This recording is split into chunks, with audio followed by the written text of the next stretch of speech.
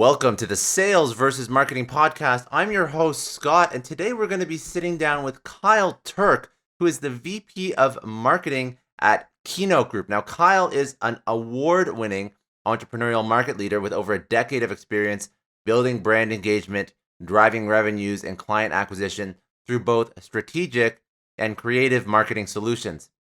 Now, Kyle's super impressive. He was a 40 under 40 recipient in 2018. He received the Marketing Leader of the Year award from Randstad Canada in 2017, and he was awarded the Best Performance in Marketing award from the Best Ottawa Business Awards panel in 2016. He is one of the first 20 marketers in Canada to receive their Chartered Marketer designation from the Canadian Marketing Association in 2017. He graduated from St. Francis Xavier University with a Bachelor of Business Administration with a major in marketing in 2007, and received a marketing strategy certificate from Cornell University in 2017. Now, what is his company Keynote Group do? So Keynote Group is a executive search and recruitment firm. They do things a little bit differently, and I'm going to let Kyle speak about that. But they focus on mid-market businesses and organizations, and they help them find, fit, and achieve peak performance for their new hires. So they find the best, and then they make sure that they stay the best and are the best within that organization long term. So I'm going to let Kyle take it away and speak about his experience, his story, and what Keynote is doing now. I hope you all enjoy. Have a pen and paper because Kyle is an expert. Take it away, Kyle. So give us a little bit of a background. All right, I'm the VP of Marketing at Keynote Search and Keynote Group, executive search and recruitment firm. Before that, I was the director of marketing at Welch LLP. And previous to that, I was the co-founder and director of marketing at Faces Magazine. So you've been doing marketing your entire career then? Yeah, right out of school, majored in it at St. FX, and then just couldn't find a job. So I ended up starting Faces Magazine, and obviously there's a lot of marketing in there. So Faces, that was the first thing that you did outside of St. FX at a university? Yeah, I went right into it, and my brother was my business partner. He was a graduate from the Nova Scotia College of Art and Design out in Halifax. So we ended up starting it together in Halifax. It was sort of a social scene, nightlife, heavy on, pictures. It was we launched right when Faces opened up to the public. When Facebook opened up to the public. So it was kind of a printed Facebook type of strategy. And it kind of played along very well with using a social media marketing strategy, because we were also broke students out of school and had no money, and social media was free. And that was the time when Facebook let you reach your entire group audience or whatever it was back in the day without having to pay a dime. So it worked out pretty well. So you did what a lot of people I think are afraid to do, and you jumped right into like an entrepreneurial venture, as opposed to getting a job and sort of learning your craft that way. You did entrepreneur first, and then you transitioned back into working with somebody. I sold out to the corporate world.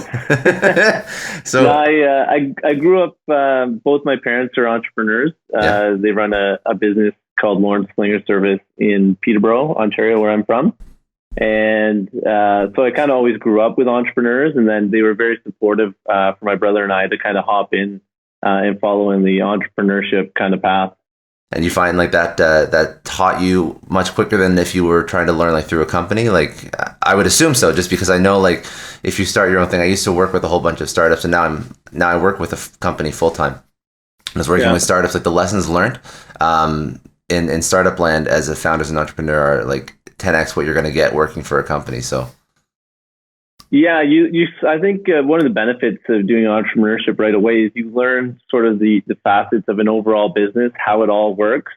And then if you want to specialize in a field like marketing, you can really see how marketing fits within the entire organization and sort of how it plays a part with, the financials, with all the different parts of a business. Sales, customer success, like all the exactly, yeah.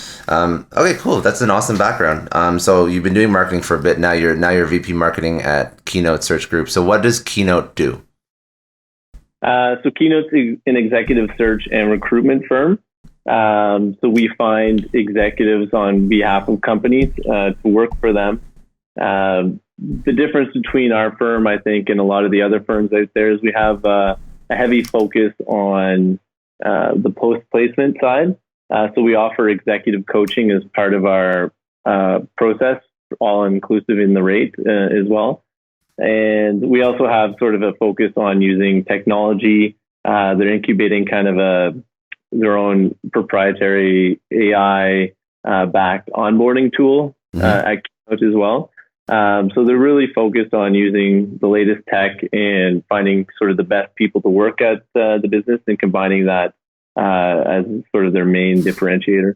And well, the one thing that I find interesting about search groups is you have to win clients on both sides.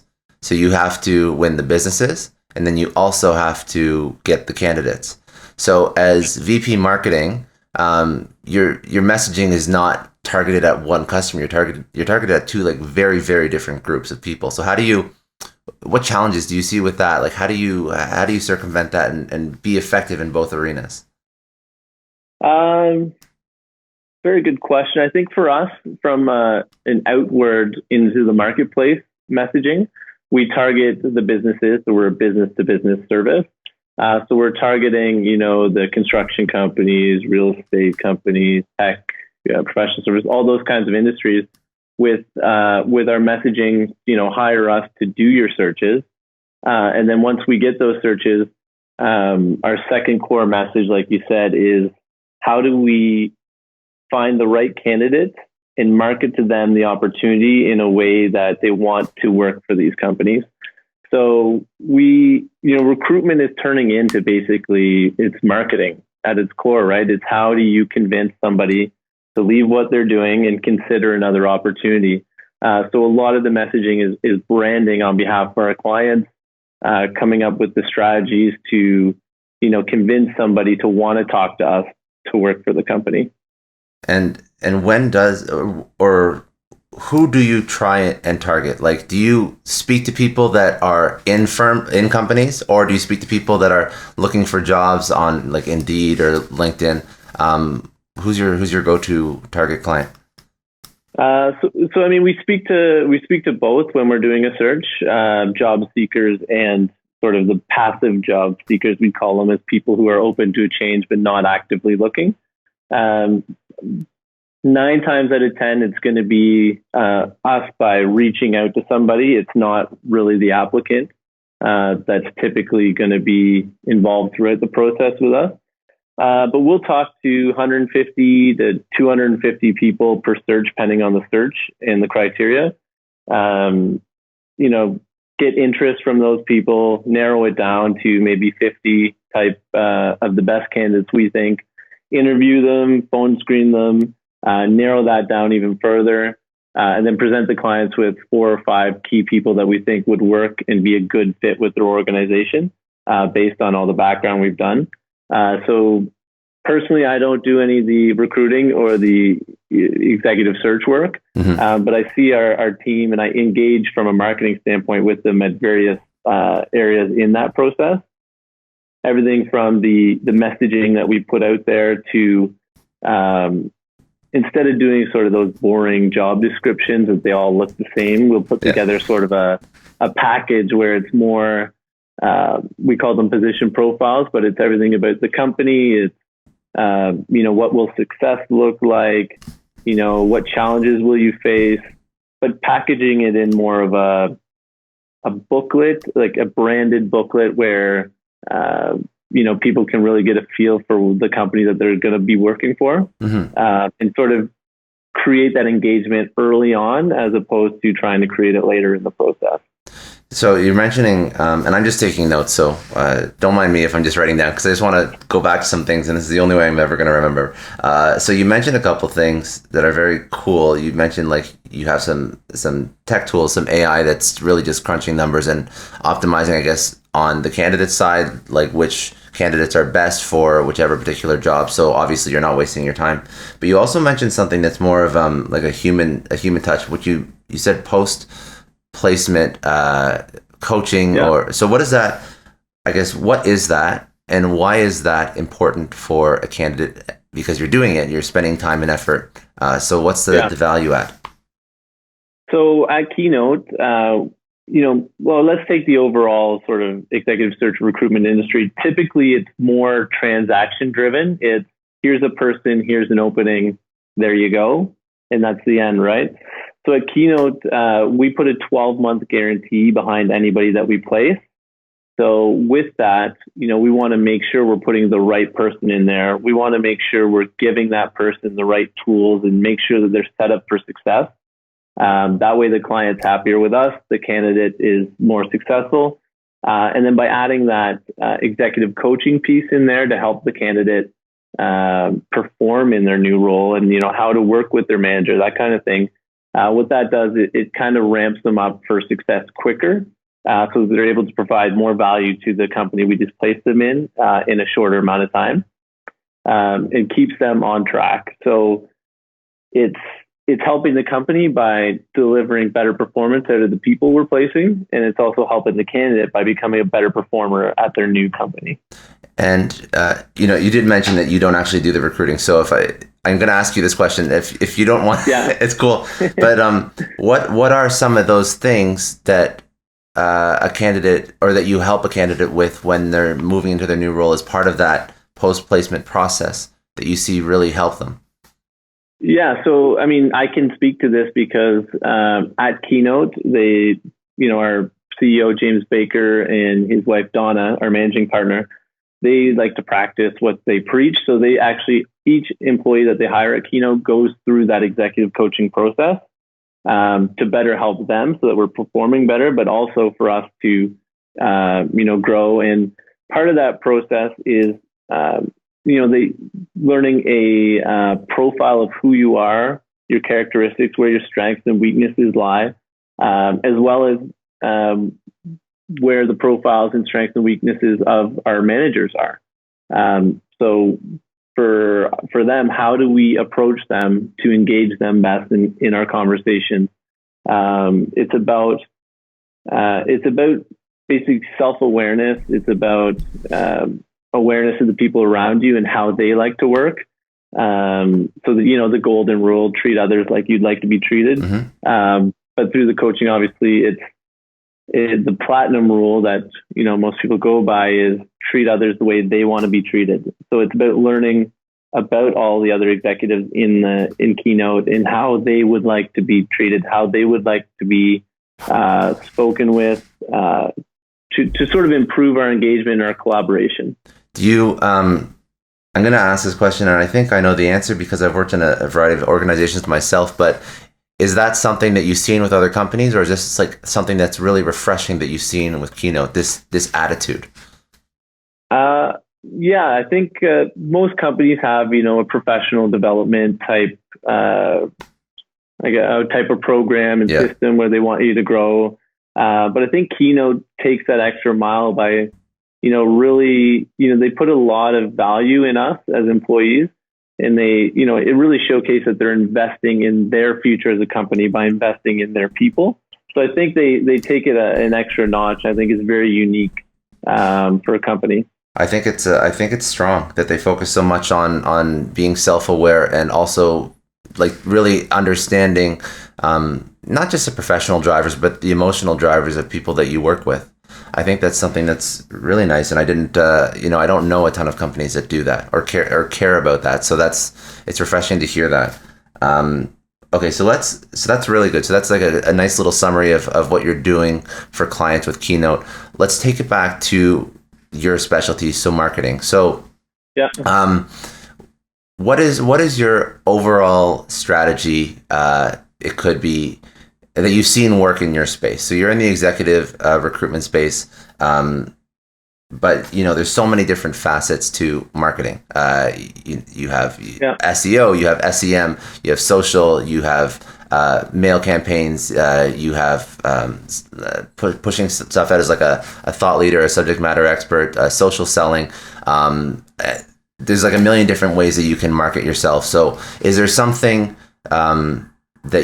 a strategy that you've implemented with Keynote that seems to work well? And is it specific to Keynote, or is it something that you would recommend for people that, doesn't matter which industry, this is what I've seen work in my past, because you've gone through several marketing positions. So yeah, so I guess my last two roles, so including Keynote and then at Welch LLP, it's a professional service that's provided from a business to another business standpoint.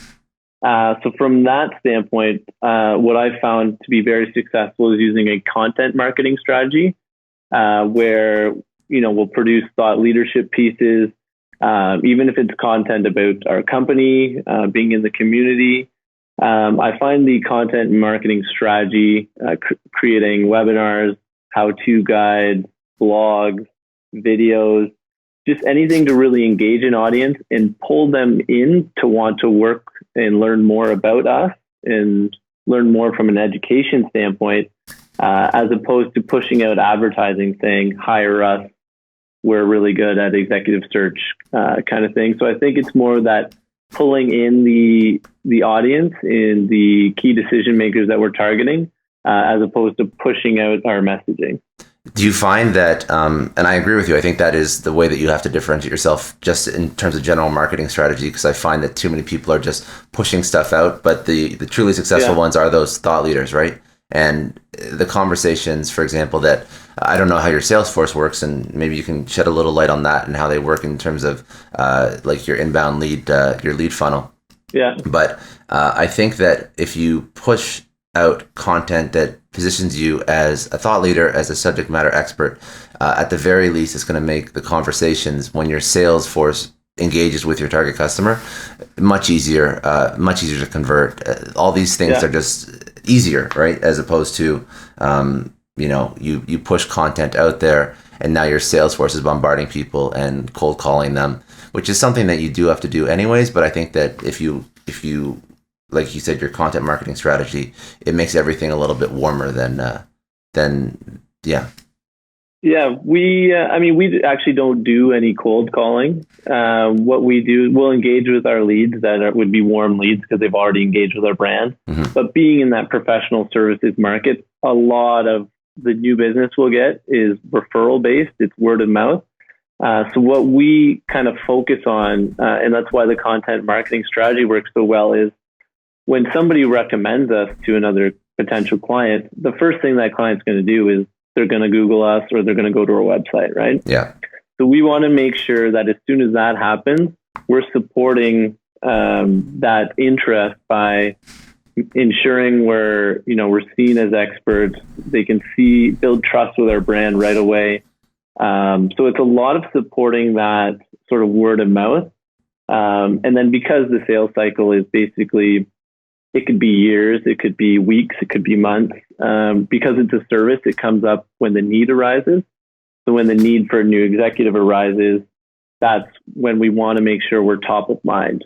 So if they've been engaging with our brand by tuning into our webinars, attending our events, even hearing our speakers in the community, then they know when they need to hire, they're thinking Keynote right away. And that's sort of where our marketing strategy the end goal is to position us as the top of mind firm to use for executive search.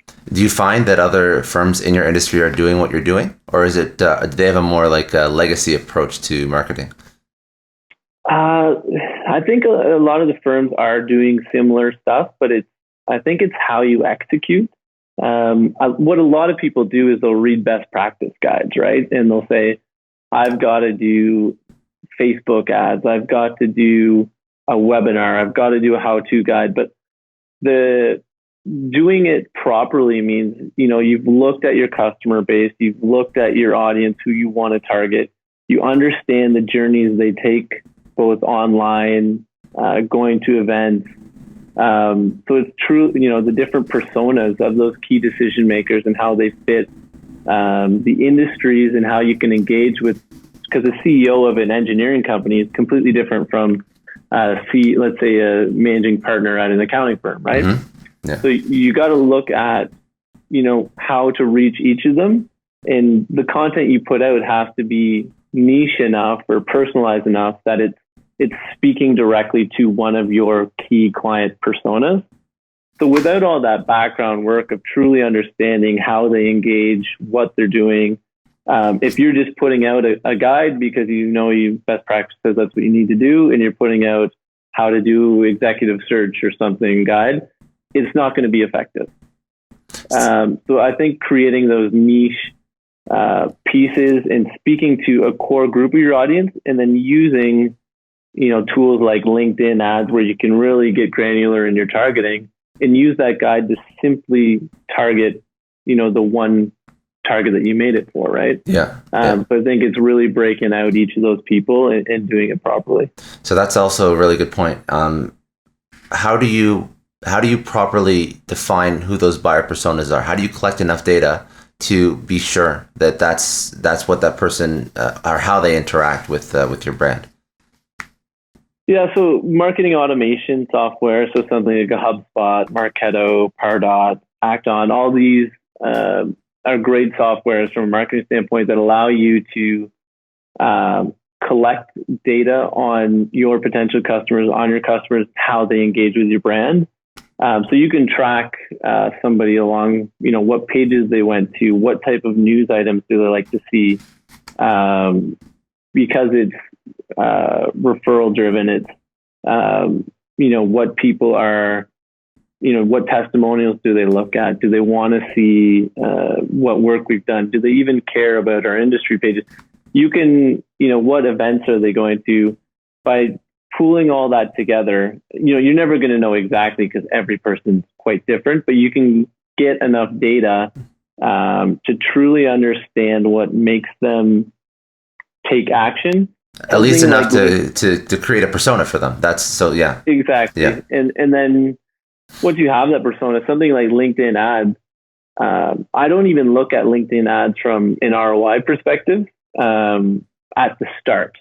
So when I start with LinkedIn ads, I want to see what kind of messaging works best, what words used create more, clicks or engagement, what imagery works best. So when I create, so if I want to better understand the CEO of a construction company and what messaging or imaging they like, I'll make, a dozen different LinkedIn ads all under that one campaign and see which ones get more engagement. You'll always see one or two types of those ads of the 12 outperform the rest by far. So I'll use that knowledge of the imagery and the messaging, and then I'll use that in all of our other marketing strategies towards how to engage that persona. So you actually like reverse engineer, because a lot of people will A/B test ads. That's pretty standard, but you reverse engineering that process into literally everything you do now, and that's where you take your key insights from, and that's where you can sort of exactly. So then I'll know what resonates best with that. So when we do a direct mail campaign or when we do our email marketing, I know exactly the language and imagery to use to optimize how good that's going to perform with that specific audience. That's very good. And you mentioned a couple technologies. So for people listening, what does your MarTech stack, your marketing tech technology stack look like? What do you like to use? So we use Acton for our marketing automation software. It's very similar to a HubSpot type of platform where you can do all your email marketing, create all your landing pages. It integrates into our CRM, which we use, which is Salesforce. So we use Acton, Salesforce. I use Trello for a project management standpoint. And that's basically, I'll go to Webinar for our webinars. Those. Just trying to think. Like, we don't use a ton of tech. We don't use any of the social media stuff. I prefer to post natively on each platform with different messaging, with tagging properly. I find it works best to just go on the social platform as opposed to scheduling something through Hootsuite, for example, and then nothing against Hootsuite, but they blast that message out across the platforms. It's very convenient, but I find to be more effective doing each social platform separately works best. I was going to say, one thing I've noticed when you use those scheduling software is that when you try and first of all, you can never tag properly, but if you try and upload some assets, like sometimes the formatting or whatnot isn't 100% on point as it would be if you uploaded natively. So I think that just if you're trying to have like the best possible experience for the customer, I agree with you there. I think that's so your tech stack is actually relatively light, to be honest. It is quite light. Yeah, which is no, that's as long as you have the basics. And I've actually never personally used Acton, but that does most everything, I guess, from it does everything you need.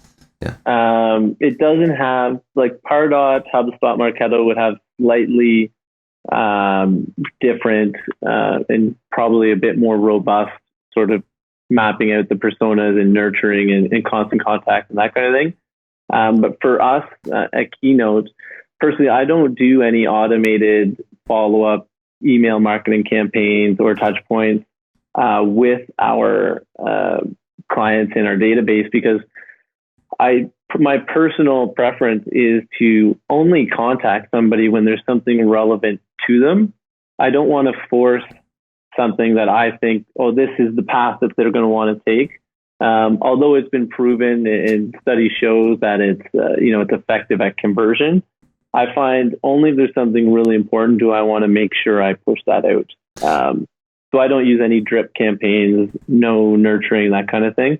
I keep it all very, I don't want to bother people. I don't want to overwhelm. People don't want that in this day, I find. Do you find that, because you mentioned a lot of your strategy depends on word of mouth and referrals, and do you find that by differentiating yourself in terms of how you don't do some of the drip campaigns, which everybody or a lot of companies do you find that sort of elevates your brand somewhat, and when people look at you, they don't look at you as an annoying, I've seen you in my inbox, so I don't mind working with you? Do you I mean, it's hard to say, right? I think what we're doing is removing any possible negative connotations with our brand, with our key sort of leads. I'd say that's more or less what we're trying to aim at. No, I don't think it makes anybody work with us more because we're not annoying them, but well, it's hard to gauge if it's a referral, why that person chose to refer you outside of just being an incredible brand and delivering an incredible service. And if there's other mitigating factors, it's impossible to truly drill down into that. The referrals are a product of our staff that actually do the work, not myself, but it's them doing a good job and making sure they're taking really good care of their clients, placing really good people for our clients. So when a client's happy with somebody they've got, because it's super hard to find people right now, especially in Ottawa, I think the unemployment rate's 4.4% or so. So it's you have to grab from somebody else's company, or you have to go out of town and look. So if we're able to kind of help that person find somebody they need, that's very valuable to a company. So they will always brag about us. They will talk about how great of a job we've done. And then that's where the referrals come in. Yeah. And then we need to make sure we're supporting that by, when somebody looks at us, they're not saying, this company looks terrible, I don't know, kind of thing, right? We want to support that great referral, word of mouth, with a great online experience. Yeah. And then also, we do events as well to make sure that we're also engaging, in person, not just online as well. Yeah, because unemployment's at an all-time low, not just in Ottawa. I think like in North America. I think even in the States, it's at an all-time low as well. So you see that for talent, there's definitely a war out there. I'm not involved in the staffing and recruiting industry, but I see articles about it. So I know if there's people that are writing about it, it's obviously a thing. Enough of a thing that, because I think that in the past, how many years, I'm sure you would probably know stats, but it's probably at an all-time low for a significant amount of time. It is, yeah. I mean, it's a good time to be in executive search because it's so hard for those companies to find people. There's not very many people who aren't currently working. Good. Yeah, no, that's really, it's interesting. Okay, so just again, back to marketing in particular. What are some of the worst practices that you see in your industry that you really wish would not be a thing? Yeah. The worst practice, I think, is call it social selling if you want, or selling on social media. Anybody that comes with a sales pitch on social media, they connect with you on LinkedIn. You're like, oh, they look like, we're in the same city, we're in similar industries, that kind of thing. So, I'll accept people I don't know. But I hate or worst practice, when somebody, as soon as they see I've accepted, they send me this huge long sales pitch and I never look at them. And then you'll see there's some of them where you'll open it up and they've messaged me like 6-7 times without a response of these generic sales pitches that they clearly got scripted and just copy and paste for everybody. And I think that's just I can't see it working. First of all, I think it's a waste of your time and your resources to try to go about it that way. I think there's better ways to engage people as opposed to these generic LinkedIn copy and paste messages once you've connected with somebody. I think that it's really watered down LinkedIn, unfortunately, because LinkedIn can be such a great platform. And like, for example, you use it to find your target audience, but I get a ton of those too. And it's the most, it's the most annoying thing. And I don't think I've ever, to be honest, if I've ever bought anything, it definitely has not come from a LinkedIn outreach message. Yeah, the inbox, the in-mail messages on LinkedIn, I can't see anybody ever buying anything off that or being like, oh, I do need help with my SEO. Let me, sure. It's just, I don't see it working that way. And then on the opposite side of that is companies are themselves with their corporate branding. Sometimes they're just as bad, and they're posting, if they're an executive search company, they're posting, we do executive search, hire us, we're the best. And they put that out there. That's never going to work either. People go on social media to be entertained, to be educated, or to read something interesting. They don't want to be sold to. So even when people I'll see promoted posts kind of thing, and it's always, if it's complete salesy and it's basically like an advertisement in your face, it'll never work, in my opinion. Do you the one thing that I've seen a lot with executive search firms, they put out these salary guides all the time. Is that something that you think works? Do you endorse it, or is it something that just seems like everybody does it now, so it's no longer effective? So a lot of executive search firms predominantly are database driven. Some of them are very database driven. They have these huge databases of people, so that when they get a search, they can just filter through their database and go, here's a good person for you, right? So what they're doing there, these salary guides, is they're trying to collect leads on the candidate side. As part of it. The other part would be, if I'm an employer, I might want to know what I have to pay somebody, right? So they are collecting, I think some of those leads are probably useful for them. For us, what you'll see, we don't use a database. So every search we get, we start from scratch. And part of the strategy behind that is every role and every company is so specific, right? You can't just filter a database and throw people that's a VP of marketing somewhere and say, here's 8 VP of marketings we have, right? Yeah. It's looking for the characteristics. It's matching the profiles. It's the type of experience they have. So that's why we do everything from a proactive standpoint in going to search for each of our separate searches, because it's databasing, I don't think is the solution in the executive search. And a lot of companies still use that as their predominant way of finding people. Do you have any suggestions for people that are listening that are looking for a new career or to make a move? And they want to work with an executive search firm or a search firm. It doesn't always have to be executive level. What things should they be looking out for in terms of who they should want to work with outside of just looking for Keynote?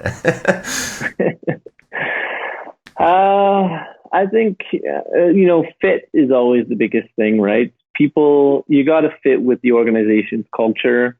And a lot of companies will promote their culture as one thing, and truly it's not, it's something else. So if you're a candidate, really, if you're going in there for an interview because you think it is a good fit, is the vibe you're getting from that interview? Is it the office that you've gone into? Is it the vibe that they're putting out there on their employer branding type marketing stuff? So I think it's, because if it's not, then that person isn't going to last. Mm-hmm. If it's not what they were looking for once they actually truly start. I think, candidates just looking at the company as a whole? Is the leadership team that you're going to be working with somebody that, you'll be able to work with and get along with well? If you're going to butt heads the entire time, that's not going to be a long lasting, employee. Yeah. So I think just making sure, it is the right fit. The people, you've connected with the people, they're engaging. The relationship is easy to build. It's just frictionless. It's just, yeah. Okay. So because that was an incredible session and you gave a ton of insight. So I appreciate it. Now just to wrap up, a couple questions I'd like to ask at the end. For yourself, if you were going to tell your 20-year-old self one thing, what would it be? Just keep going. Enjoy. When you're 20, you enjoy your life and you set yourself up, and don't be afraid to take risks. I wouldn't tell my 20-year-old self to, try harder in school or, make sure you're getting better marks or make these connections before you leave university kind of thing. I'd say just enjoy life. If you're in university, enjoy it, make the most of it. I think the life experiences are what's going to help you down the road. So as long as you just, have fun, I'd say keep having fun, 20-year-old Kyle. Good. No, that's good, man. That's good. Yeah. And when obviously you're a senior, you've learned a lot over your career. Where would you suggest people go if they want to learn? It could be podcasts, it could be books, it could be mentors, people that you follow either personally or people that anyone would know. Where would you suggest people go? I think definitely the mentor route.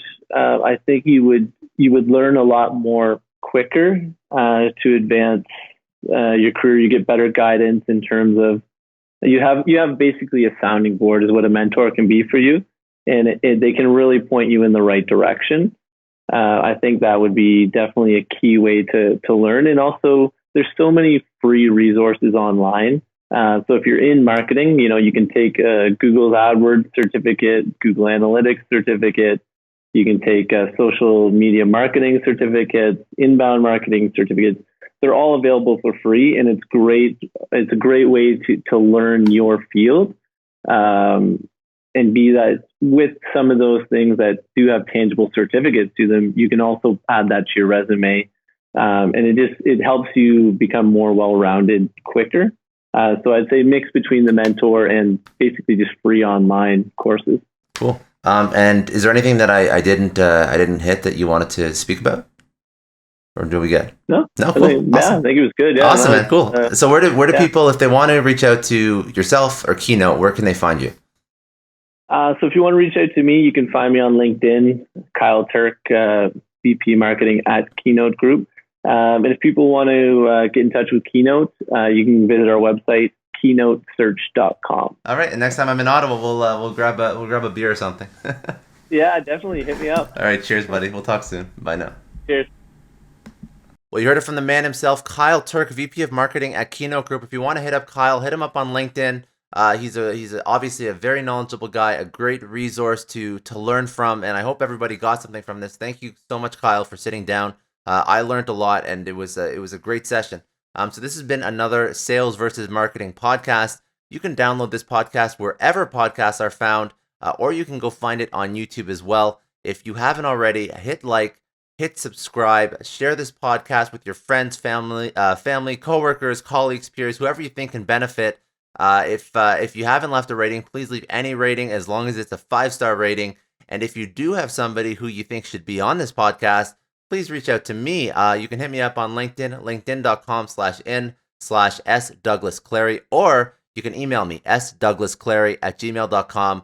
I love meeting new people, love interviewing new business leaders, sales leaders, marketing leaders, anybody who you think should be on this show. Reach out to me and I'll bring them on. So that's been another Sales versus Marketing podcast. I hope everybody has an incredible week, has a very productive week, and we will talk again soon. Bye now. Welcome to Scott's Thoughts, where I break down some of the topics that we just discussed in the last Sales versus Marketing podcast. So we just spoke with Kyle Turk, who was an incredible interview. Kyle was the VP of Marketing at Keynote Search Group, and the lessons learned. Obviously, he's a very senior marketing leader, and I hope that everybody got a lot out of it. But there's 2 points that I really want to double down on. So the first point is something that they do for their customers, something that Keynote does for their customers, which is a differentiator for their firm, but also something that Keynote does internally. And what I'm speaking about is their post placement process. I use the term post placement because that's how they use it with their clientele, but it's also something that they do internal with their own employees. So their post placement process is a leadership lesson. What they focus on after they bring somebody, after they place somebody within an organization, is they focus on up to 1 year after they've been placed. They focus on executive coaching, helping them find a cultural fit within the organization, all sorts of support to help them onboard and ramp up to productivity much quicker. And they also focus on self awareness and stakeholder and building out these stakeholder relationships within the organization. So outside of just the constant support that they offer and provide for clients that they place within organizations, they also offer this massive focus on building out relationships and not only abiding by the golden rule, treat others how you would want to be treated, abiding by the platinum rule, treat others how they would want to be treated. And how do you effectively do this in the context of a business environment?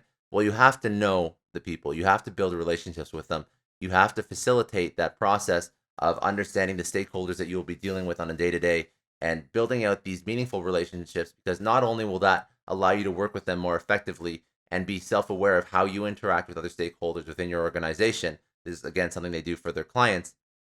It also allows you to onboard much quicker, understand and adapt to the culture much quicker. And these are all things and markers and milestones that Keynote Search Group has identified as things that, if achieved and acted on and implemented properly, obviously increase the likelihood and chances of success of an executive success within an organization. So this is what they offer for their clients, but this is also something that Kyle went through himself when being brought into Keynote Search Group. So the two founders of Keynote Search Group placed an extreme emphasis on this nurturing into an organization. So building out relationships with other stakeholders, being self-aware of who you are and how you interact with others, and then a focus on just bringing you up to speed, onboarding you, supporting you, training you, educating you, coaching you, mentoring you. So this whole process, they do it for other companies because not every company does it effectively, but they also do it for themselves. And obviously it's shown by attracting incredible talent, that they continue to excel in their industry and differentiate. And I think one of the big reasons is their attention to their people, detailed attention to their people. And obviously they've seen it work internally and they've seen it work with companies where they've placed people. So if there's a leadership lesson you can take away, agnostic of the executive search and recruitment industry, this onboarding process, this attention to bringing people up to speed, to integrating with culture, and just so many touch points, open communication, that's so key for somebody's success.